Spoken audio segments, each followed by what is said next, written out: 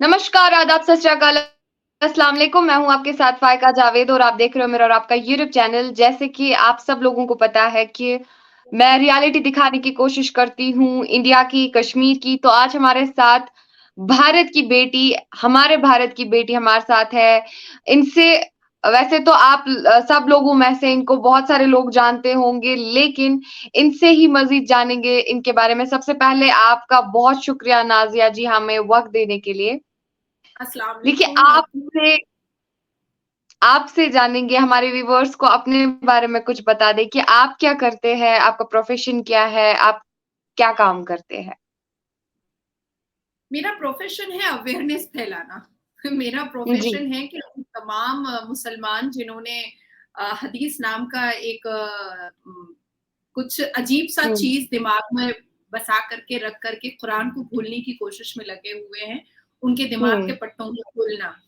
ऐसे हुँ, प्रोफेशनली तो everyone knows about me. और हुँ, पॉलिटिकल बात अभी ना करें तो ज्यादा ही अच्छा होगा, पर हाँ, मैंने अपनी जिंदगी में 3 तलाक केस लड़ा है सुप्रीम कोर्ट में। पॉलीगेमी बंद करने के लिए, हलाला बंद करने के लिए कॉन्स्टिट्यूशन बेंच पे अभी भी मेरा मैटर चल रहा है। द केरला स्टोरी को जिस तरह से बैन किया गया था पश्चिम बंगाल में, सुप्रीम कोर्ट में जाकर के रिमूव मैंने करवाया है। उसके बाद ऐसी बहुत सारी चीजें मैंने की हैं जो औरतों के हक में हो, जो औरतों के लीगल राइट्स के लिए हो, जो औरतों को वोकल बनाने के लिए हो, जो औरतों को पावरफुल और उनके इमेज को, उनके आइडेंटिफिकेशन को इम्प्रूव कर सके, ग्रो कर सके, ग्रूम कर सके, उसके लिए मैं हमेशा खड़े रहती हूँ। वेल आप बहुत अच्छे काम कर रही है, केरला स्टोरी और बहुत सारे ऐसे मुद्दों पे आपने काम किया है, जिसको शायद हटाने की हमारे समाज में भरपूर ज़रूरत है। आज ऐसे ही एक मुद्दे पे बात करेंगे। यूजुअली क्या है ना कि पाकिस्तान हमारा पड़ोसी मुल्क हमारे भारत में झाँकने की भरपूर कोशिश करता है। लेकिन आज एक ऐसे मुद्दे पे बात करेंगे आफिया सिद्दीकी। आफिया सिद्दीकी के बारे में शायद आप भी जानते होंगे कि अमेरिका में वो बंद है। लेकिन अगर हम वही बात करेंगे काफ़ी मतलब मुसलमानों के साथ ऑल ओवर द वर्ल्ड काफ़ी ज़ुल्म हुआ। चाहे चाइना की बात करें या फिर अमेरिका ने आफिया सिद्दीकी को जेल में बंद करके रखा है, लेकिन उस बात पे कभी चर्चा-शाही नहीं हुई पाकिस्तानियों की तरफ से। हालाँकि अगर ऐसे मसले-मसाइल भारत में हुए होते, तो भारत के नाम पे अब तक पाकिस्तानी कश्मीर को ही मुद्दा बनाते थे, प्रोपेगेंडा बनाते थे। क्या लगता है आपको कि इस मुद्दे पे पाकिस्तान कई सालों से चुप है? क्यों पाकिस्तान यहाँ पे अपनी ज़ुबान नहीं खोल रहा है? क्यों हमेशा ही कश्मीर के नाम पे, भारत के नाम पे प्रोपेगेंडे करता है? फाइका, देखिए, पाकिस्तान के लिए मैंने हमेशा ये बात कही है कि पाकिस्तान में आज से नहीं, जिन्ना के वक्त से गधेड़ों की फौज वहां पर बैठी हुई है, हुँ, जिनका वन पॉइंट एजेंडा है कि बस कैसे भी करके हमें महिलाओं को डिप्राइव करके, महिलाओं को अपने पैर की जूती बना करके, उनको बच्चा पैदा करने की मशीन बना करके, उनको अपने बिस्तर का इंटरटेनमेंट का सामान बना करके, हमको सेक्स टॉय की तरह यूज करना है। जो हुँ, औरत भी पाकिस्तान में आवाज ऊंची करने की, एक तो किसी कोई कर नहीं पाती है, और अगर कोई करती है तो उसके साथ जो सुलूक किया जाता है वो बद से बदतर होता है। हुँ, फायका, मैं ये भी कहना चाहूंगी कि हम क्यों सिर्फ पाकिस्तान की बात करें। आज फायका, हमारे हिंदुस्तान में भी मुसलमान की एक ऐसी जुट और गुट बन करके बैठी हुई है, जहां पर मुस्लिम औरतें अगर ज्यादा शिक्षित हो जाती हैं, मुसलमान लड़कियां ज्यादा पढ़ लेती हैं, ज्यादा वोकल हो जाती हैं, ज्यादा एक्सप्लोर कर लेती हैं, ज्यादा संविधानिक बातें कहने लगती हैं, ज्यादा राष्ट्र के फेवर में बातें कहने लगती हैं, तो उनको आड़े हाथों लिया जाता है और उनको गंदी गंदी गालियों से और उनके कैरेक्टर को एसेसिनेट करके उनको लोगों के सामने दिखाया जाता है। आप भी हर रोज गालियां सुनती होंगी मुसलमानों से ही, और मैं भी हर रोज हुँ, गालियां और धमकियां सुनती हूँ मुसलमानों से ही। हुँ, हालांकि आप कश्मीर में रहती हैं और मैं यहाँ पर पश्चिम बंगाल में रहती हूँ।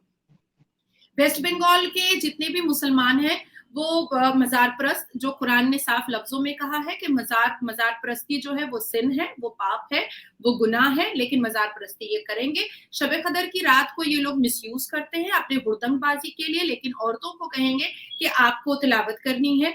तो ऐसी बहुत सारी चीजें हैं जिसको अगर हम 20 मिनट या आधे घंटे में डिस्कस नहीं कर सकते, इसको हमको पार्टली करना पड़ेगा। देखिए, हिजाब के नाम पे औरतों को बंद करने की जो साजिश चल रही है, या हिजाब नहीं पहनेंगे तो सर कलम, कहीं पर सर कलम कर दिया जा रहा है, तो कहीं पर गर्दन काट दिया जा रहा है, तो कहीं पर नंगी औरतों का नाम दिया जा रहा है, तो कहीं पर कहा जा रहा है कि जीन्स और टाइट जीन्स और वेस्टर्न कपड़े पहनने से लड़कियां बेशर्म दिखती हैं, उनको कंफर्टेबल हुँ। नहीं वो फील करती हैं, उनको अबाया बुर्का पहनना चाहिए। मैं कहना चाहती हूँ ऐसे मुल्ला और मौलवियों को कि आप ये जजमेंटल स्टेटमेंट दे कैसे सकते हैं? आपको ये अथॉरिटी किसने दी है कि औरत को क्या करना है, उनको किस किस तरह से जीना है, उनको कौन से कपड़े पहनने हैं, उनको पढ़ना है कि नहीं पढ़ना है, इसकी अथॉरिटी किसी मौलवी मुल्लाओं को किसने दे रखा है कि आप फैसला करिएगा मेरी जिंदगी का, आप डिसीजन मेकर हो जाइएगा मेरी जिंदगी का, आप रूल कीजिएगा मेरी जिंदगी पर, ये किसने कहा है? आज हुँ। मैं जिस फैमिली से आ रही हूँ वहां पर क्लास 10 के बाद मेरे मेरे पापा ने मुझसे पूछा कि तुमको क्या करना है। मैंने उनको बताया कि मुझे क्या करना है, तो उन्होंने कहा ठीक है जाओ करो, बिल्कुल करो, पर ये सोच कर करना कि बहुत सारी नेगेटिविटी तुम्हारे आसपास आएगी जिसको तुमको झेलना पड़ेगा। मैंने कहा मैं झेलूंगी, क्योंकि देखिए आज वो 61 ईयर में उनको ये बात पता तभी पता चल गई थी कि मेरी बेटी को जब मैं बाहर निकाल रहा हूँ और वो देश के हित में कुछ काम करना चाहेगी, वो अवेयरनेस के लिए कुछ काम करना चाहेगी, तो यही मुसलमान सबसे पहले उसको प्रोस्टिट्यूट का नाम देंगे। जी।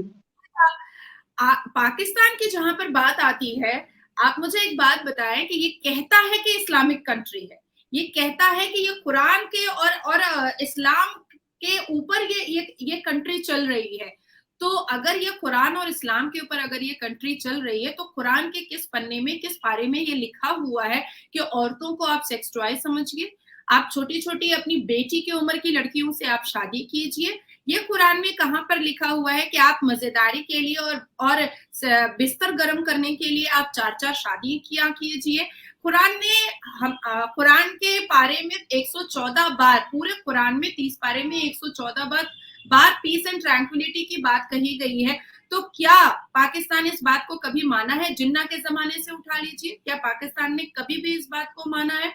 आप सोचे सूरह निसा में कहा गया है जेंडर इक्वालिटी के बारे में, तो क्या क्या जेंडर इक्वालिटी हो रही है? हमारे कुरान में सूरह अल-नूर में तन को ढक करके रखने की बात कही गई है, किसी बुर्का, अबाया और हिजाब की बात नहीं कही गई है।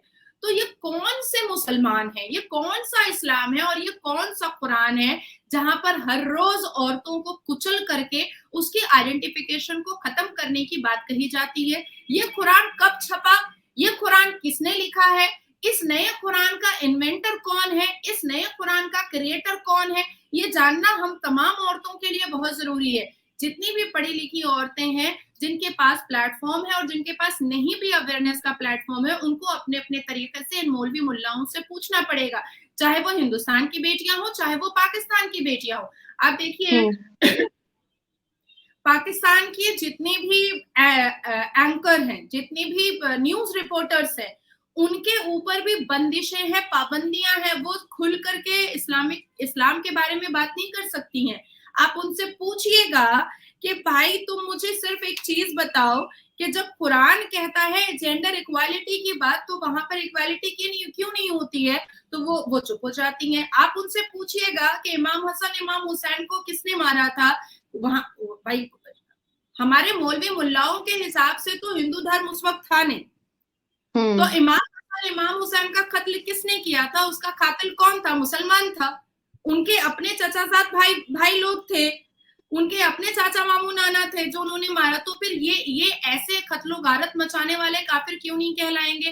पाकिस्तान ने हमेशा कोशिश की और हमेशा हमेशा ये इस जद्दोजहद में लगा रहा कि बस कैसे भी हमने हिंदुस्तान की शांति को भंग करना है, हमने कैसे हुँ। भी हिंदुस्तान को हार्म करना है। आपके द कश्मीर फाइल में जो हिंदू पंडितों की बेटियों के साथ जो इतने इतने वारदात सामने आए, इतनी रोंगटे खड़े हो जाते हैं, आंख में आंसू आ जाता है जब हम उसको इतिहास के पन्नों को उठा करके देखते हैं। ये अफरा तफरी मचाने वाला कौन है? ये तो वही पाकिस्तान है ना। क्यों आखिर उस वक्त में क्यों आखिर कश्मीर में पाकिस्तान के नोट चल रहे थे? क्यों आखिर उस वक्त में जितने भी चरवाहे हैं और जितने भी सब्जी वाले थे, कश्मीर में पाकिस्तान के नोट को फैलाने की क्यों कोशिश कर रहे थे? आखिर कश्मीर में हिंदू पंडितों पर इतना ज्यादा अत्याचार क्यों हो रहा था? आखिर कश्मीर में हिंदू बहु बेटियों के साथ जना क्यों हो रहा था? कुरान तो आपको इस बात की इजाजत नहीं देता है। कुरान ने तो कहीं पर नहीं कहा है कि आपको जना करना है, आपको रेप करना है, आपको मोलेस्टेशन करना है। तो आप ये सब चीजें क्यों कर रहे थे? आप कहते हैं कि आप इस्लामिक कंट्री है, हमारा कुरान कहता है कि हमारे कुरान में मजार मानना बिल्कुल भी सख्त ममानियत है, पाप है, गुनाह है। फिर आप क्यों गलत है। मजार करते हैं? आप क्यों पीर बाबा बनते हैं?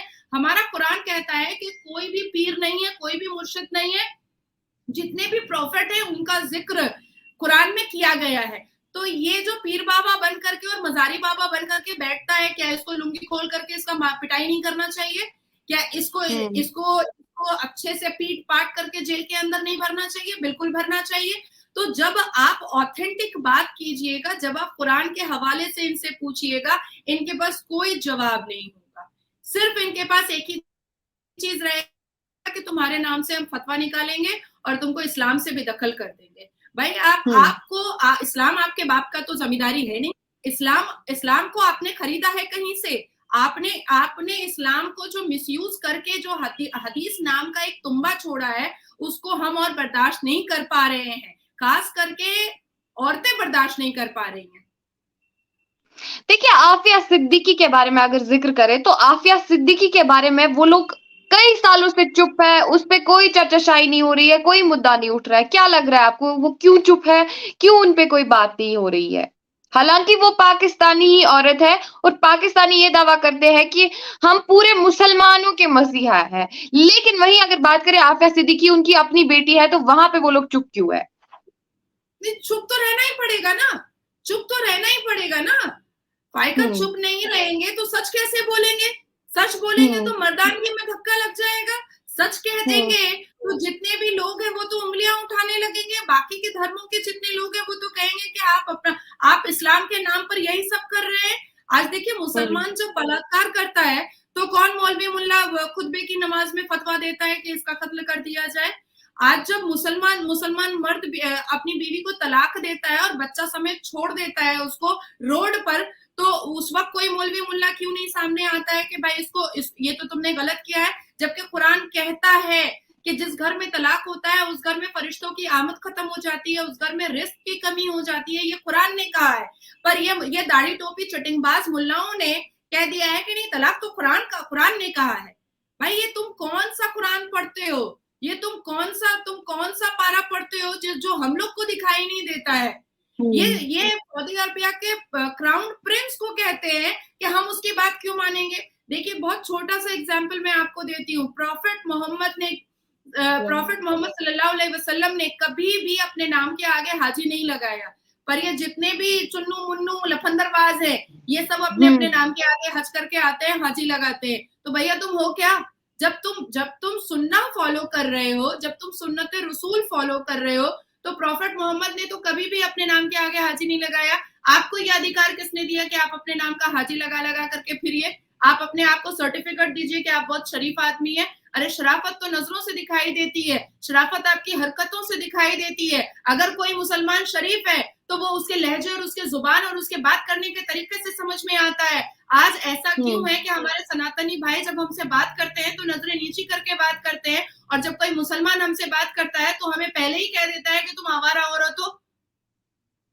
और जब वो हम तक पहुंच नहीं पाते हैं तो वो सोशल मीडिया के जरिए हमको लिख करके भेजते हैं कि तेरा तो दांत कितना खराब है, तेरा तो मुंह सुअर के जैसा है, हंस मत, कौन सा गुटखा खाती है। ये सारे कमेंट्स आते हैं। आप सोचिए, जहालत का नतीजा सोचिए, जहालत सोचिए। एक तरफ आप ये कह रहे हैं कि मैं इस्लाम के खिलाफ कह रही हूँ, और दूसरी तरफ आप अगर आपको इस्लाम पता है तो शक्ल सूरत तो खुदा अपने हाथ से बनाता है। तो आप किसी की शक्ल अगर खराब है या कोई कमतर दिखता है तो आप उसको लिख करके भेजिएगा कि तुम्हारी शक्ल सुअर जैसी है। आप बहुत बड़े मुसलमान हैं। ऐसे मुसलमानों को फायका नंगा करके रोड पे टांग करके चप्पल से मारना चाहिए। अब जो है ना, अवेयरनेस बहुत हो गया, अब एक्शन की बारी आनी चाहिए। आप देखिए डच में एक फॉरेनर को एक मुसलमान ने ही तो असल्ट किया, उसको डिफेम किया, उसको कितना कितना परेशान किया एक मुसलमान ने। पूरे भरे बाजार में हिंदू मुस्लिम सिख ईसाई सब थे, किसी को प्रॉब्लम नहीं था। आपको क्या प्रॉब्लम था? आपको क्या दिक्कत थी? वो सारा अपना अपना वीडियो बना रहा था। वो यूट्यूबर है, वो बहुत नेशनल इंटरनेशनल यूट्यूबर है, लाखों करोड़ों उसके सब्सक्राइबर है। आपको कहां पर खुजली पड़ी कि आप उसको चले गए उसको असल्ट करने के लिए? उसके बाद कह देगा हमारा इस्लाम खतरे में है। यहाँ वेस्ट बंगाल में एक फॉरेनर लड़की का 2012 में फरवरी में 2 मुसलमान भाइयों ने मूविंग कार में दारू पी करके रेप किया। आप कहिएगा कि आप इस्लाम मानने वाले हैं? कौन सा इस्लाम मानने वाले हैं आप हर रोज पढ़ी लिखी लड़कियों को, एजुकेटेड लड़कियों को ये मुसलमान छोकरे लफंगे बंदर छाप सब मैसेज करते हैं कि तेरा रेप कर देंगे, तो तेरा मुंह सुअर के जैसा है, तेरे मुंह में थूक दिया जाएगा। ये आपको कुरान ने सिखाया है? ये आपको कुरान ने बताया है कि आप किसी को सोशल मीडिया पे इस तरीके से मोलेस्ट कीजिएगा, आप सोशल मीडिया पर किसी को इस तरीके से डिफेम कीजिएगा? ये कौन सा कुरान है? ये कौन सा कुरान है? बताए कोई हमको कि ये कौन सा कुरान है? ये जितने लफंदरबाज चोर चिटिंगबाज मुल्ला मौलवी हैं हिंदुस्तान में, ये जितने लफंदरबाज चोर चिटिंगबाज मुसलमान छोकरे घूम रहे हैं लफंदरबाज, इन सबको जेल की सलाखों में भरने का वक्त आ गया है। अब आती है बात पाकिस्तान की। पाकिस्तान इस्लाम के नाम पर इस्लाम का सुरक्षा कवच पहन करके आज से दुर्नीतियों में नहीं मलूस है। फायका ये आजादी के वक्त से लेकर के आज तक पाकिस्तान ने सिर्फ और सिर्फ इस्लाम का सुरक्षा कवच पहन करके टेररिज्म मचाया है। जिहाद के नाम पर और 72 हूर का लालच दे करके ना जाने कितने युवा यंगस्टर लड़कों का जिंदगी बर्बाद किया है। ये मौलवी मुल्ला मस्जिदों में बैठ करके हलाला तलाक और पॉलीगेमी करवाते हैं। ये मौलवी मुल्ला मस्जिदों में बैठ करके औरतों को डिप्राइव करने का तरीका और शऊर बताते हैं कि कैसे कैसे आप इस्लाम के नाम पर कर सकते हैं। तो ये सिर्फ पाकिस्तान में नहीं हो रहा है। फायका आपको भी जानना है और ये सारे व्यूअर्स को भी जानना पड़ेगा कि इस्लाम का सुरक्षा कवच पहन करके सिर्फ कुछ लोग हैं जो हमारी सोसाइटी में दहशत फैलाते हैं। बिल्कुल सिर्फ पाकिस्तान नहीं है जो ओसामा बिन लादेन को गारों में रोटी और बोटी दे रहा है और अजमल कसब पैदा कर रहा है। हमारे हिंदुस्तान में भी एक पूरा गुट है जो हर रोज हम टीवी पर कैमरों पर देखते हैं कि कोई कन्वर्शन करवा दे रहा है, कोई मुसलमान लड़का ज्यादा से ज्यादा हिंदू लड़कियों से शादी कर रहा है। क्यों भैया, आपको मुसलमान लड़कियां पसंद नहीं आती हैं? या ऐसा तो नहीं है कि आपके लफंदरबाजी और आपकी आवारगी की वजह से मुसलमान लड़कियां आपके मुंह पर थूकना पसंद नहीं कर रही हैं? ये भी तो हो सकता है। जी बिल्कुल। आखिर ऐसी क्या बात है कि नसीरुद्दीन शाह जो इतनी लंबी लंबी बातें करता है, इतना बड़ा बड़ा स्टेटमेंट ऐड करके एक्टर बॉलीवुड का एक्टर देता है, पर उसके घर में खुद हिंदू बीवी है? आखिर ऐसी क्या बात है कि आमिर खान जिसको परफेक्शन का अवार्ड दिया जाता है, पर उसने आज तक किसी मुसलमान लड़की को पसंद नहीं किया? हिंदू लड़की को लेकर आता है, शादी करता है, मन भर जाता है, छोड़ देता है। आखिर ऐसी क्या बात है कि सैफ अली खान पटौदी को कभी भी कोई मुसलमान लड़की नहीं मिलती है? आखिर ऐसी क्या बात है कि नवाब पटौदी के पास क्यों शर्मिला टैगोर को झुकना पड़ा और उसको मुसलमान होना पड़ा? आखिर ऐसी क्या बात है कि शाहरुख खान को क्यों गौरी मिली, क्यों कोई मुसलमान लड़की नहीं मिली? क्या बात है? जी बिल्कुल। तो ये सारी चीजों को भी हमको देखना पड़ेगा। देखिए, पाकिस्तान टेररिज्म इंडस्ट्री है। पाकिस्तान इस्लाम के नाम पर जना, दहशतगर्दी, डिफेम, मलाइंग, ये सारी चीजें कर रहा है। जितनी गलतियां करनी है, जितना पाप करना है, जितना गुनाह करना है, वो पाकिस्तान आज से नहीं जिन्ना के जमाने से वो उसमें मलूस है। आप इमरान खान को ही ले लीजिए जो फॉर्मर प्राइम मिनिस्टर था पाकिस्तान का। उसने क्या किया? युवाओं के लिए क्या किया? हालांकि देखिए, इमरान खान चाहता तो बहुत कुछ कर सकता था, क्योंकि एक उसका फैन फॉलोइंग था क्रिकेट की वजह से, पर उसने तो कुछ नहीं किया। उसका ठरकीबाजी, उसका जो बच्चलनी था, वो निकला ही नहीं। देखिए, नेचर और सिग्नेचर फायका कभी चेंज नहीं होता है। तो ये तो अकबर बादशाह, ये नवाब वाजिद अली शाह, ये शाहजहां, इनके जमाने से जो मुसलमान मर्दों के ब्लड में जो अय्याशी और 365 बीवियां और शराब और ये औरत को सेक्स टॉय समझना, ये जो मुगल एम्पायर से चला आ रहा है, इसी को ये फॉलो कर रहे हैं। चाहे वो पाकिस्तान के मुसलमान हो, चाहे वो हिंदुस्तान के मुसलमान हो, सबका ब्लड तो लफंदरों का एक ही है ना, सब लफंदरों का ब्लड तो एक ही है। ये वही मुगल पीरियड को वो ये उन्हीं के एंसेस्टर चले आ रहे हैं। अरे भाई, हम हिस्ट्री में नवाब वाजिद अली शाह को क्यों पढ़ेंगे? वो उसके पास तो 365 भी थी। हम शाहजहां को हिस्ट्री की किताब में क्यों पढ़ेंगे? वो तो सिर्फ मुमताज के लिए तो वो ताजमहल नहीं बनाया था। वो तो मुमताज की छोटी बहन से भी शादी किया, उसकी चचेरी बहन से भी शादी किया।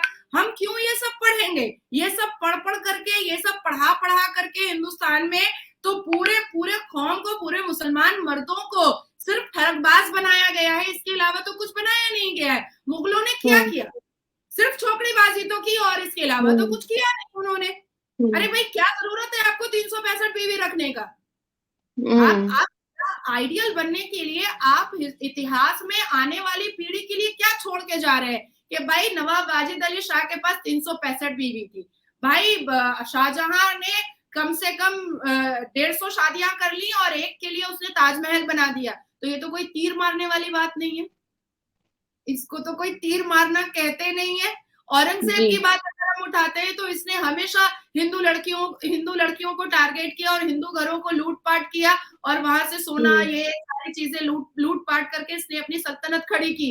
अब ये जो इतिहास में, हिस्ट्री की किताब में जो क्लास 2, 3 से लेकर के 10 तक जो ये पढ़ाया जा रहा है हिंदुस्तान में, इसी का नतीजा हम हिंदुस्तान में देख रहे हैं। इसी का देखिए, आपसे नाज़िया एक और सवाल पूछना चाहूंगी, चूंकि पाकिस्तान की अगर हम बात करें या फिर देश भर के मुसलमानों की बात करें, तो कुछ लोग हैं जैसे कि कश्मीर में भी हालात नासाजा हुआ करते थे, लेकिन आज भी जो है कुछ लोग कई हद तक समझ चुके हैं, और आई थिंक जो मैं कश्मीर की ग्राउंड रियलिटी देख रही हूँ तो काफी फर्क आया है। लेकिन कुछ अभी दरिंदे हमारी सोसाइटी में, जैसा कि आपसे ही मुझे जानने को मिला, अभी भी हमारी सोसाइटी में है जो कि इस्लाम का सुरक्षा कवच पहन के इस्लाम को बदनाम कर रहे हैं, किसी रिलीजन को बदनाम कर रहे हैं।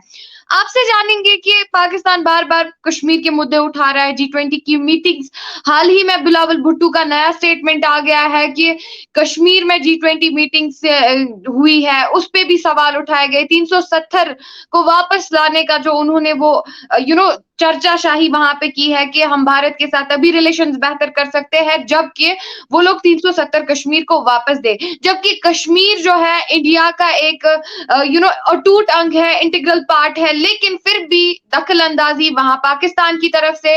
और यहाँ पे भी कुछ ऐसे मसले मसाइल है जो कि मुसलमानों की, केरल स्टोरी की आपने बात की तो मुसलमान ही थे जिन्होंने सवाल उठाए। क्या लगता है आपको कि हमारी गवर्नमेंट को, हमारी इंडियन गवर्नमेंट को ये सब कब तक बर्दाश्त करना चाहिए? कैसे रोका जा सकता है ये सब कुछ? क्योंकि पाकिस्तानी बार-बार जो है कश्मीरी अब भड़क नहीं रहे हैं, कश्मीरी अब अमन शांति चाहते हैं, पीस चाहते हैं, लेकिन तब भी जो है कश्मीर के नाम को बार-बार ये लोग कुरेदने की कोशिश कर रहे हैं, बार-बार कश्मीर का सवाल उठा रहे हैं। क्या कहना चाहोगे, हमारी गवर्नमेंट को क्या करना चाहिए सब चीजें रोकने के लिए?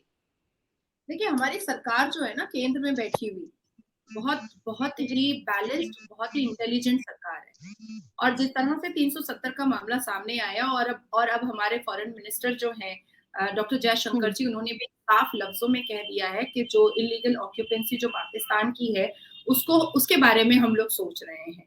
साथ ही साथ हमारे foreign minister doctor S Jaishankar ने जब बिल्लो रानी यहाँ पर सैर सपाटा के लिए आई थी गोवा में, तो वहां पर ही आंखों में आंखें मिला करके कह दिया था कि पाकिस्तान टेररिज्म इंडस्ट्री है और इनके साथ बैठ करके किसी भी तरीके की बात करना हमारे लिए शोभा नहीं देता है। तीसरी बात कि G20 की मीटिंग जब हुई थी तो हमारे फॉरेन मिनिस्टर जो डॉक्टर एस जयशंकर ने दूसरे दिन प्रेस कॉन्फ्रेंस में आपके पाकिस्तान की ही एक एंकर से साफ कह दिया था कि हम साफ लफ्जों में, ऐसे ये मंदबुद्धि होते हैं, हिंदुस्तान के मुसलमान हो या पाकिस्तान के मुसलमान हो, और मेल कैटेगरी में जो आते हैं वो मतबुद्धि होते हैं, ये जानते हैं कि ये गलत है लेकिन फिर भी उस पर अटल रहते हैं, एडमेंट रहते हैं, स्टबर्न रहते हैं कि यही सही है। तो उन्होंने पाकिस्तान के एंकर को एकदम साफ लफ्जों में कहा था कि किसी भी तरीके का कोई भी डिस्कशन कश्मीर पर नहीं, I am so sorry, Pakistan पर नहीं होगा। तो इन सब चीजों से लोगों को समझ में नहीं आ रही है बात। अब आती है बात कि इन्होंने बहुत उपद्रव मचाया, बंदर की तरह उछल के कभी इधर जा रहा है कभी उधर जा रहा है, G20 क्यों होगा कश्मीर में, क्यों होगा श्रीनगर में? तो भाई साहब, पाकिस्तान के बाग का जागीर तो है नहीं कश्मीर, कश्मीर उनकी जान है। हिंदुस्तान का दिल है कश्मीर, हिंदुस्तान का जन्नत है। इस जन्नत को और खूबसूरत बनाने के लिए आज केंद्र की सरकार ने इतना खूबसूरत G20 का वहां पर मीटिंग किया और कितना सक्सेसफुल वो मीटिंग रही है, इसके बारे में तो आपको फायका बहुत अच्छे से पता होगा कि वो जी, मीटिंग बिल्कुल। में कितना कितना मतलब सिक्योरिटी को देखा गया है और कितना हर चीजों का ख्याल रखा गया है। इतनी खूबसूरत तरीके से मीटिंग को इनॉग्रेट किया गया, इतने खूबसूरत तरीके से जितने भी डेलीगेट्स आए उनको ऑनर किया गया, उनको फेलिसिटेट किया गया है।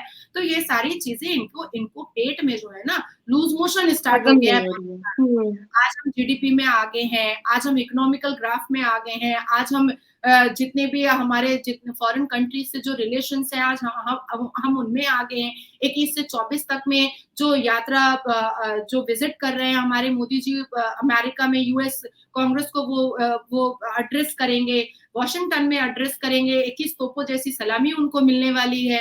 वो जिल बिडेन के साथ डिनर करने वाले हैं, जिल बिडेन ने उनको खुद इनवाइट किया है। तो ये सारी चीजें पाकिस्तान को लूज मोशन जैसा फील करा रही है।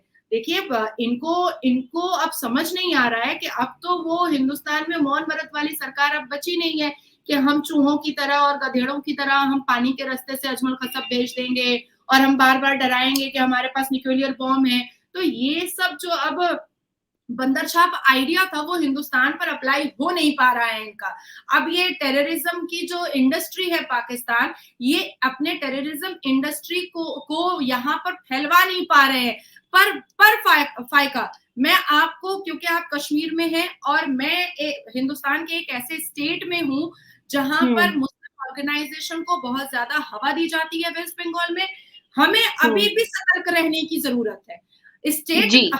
हमारा स्टेट या आपका स्टेट अभी भी हम खतरे से निकले नहीं है।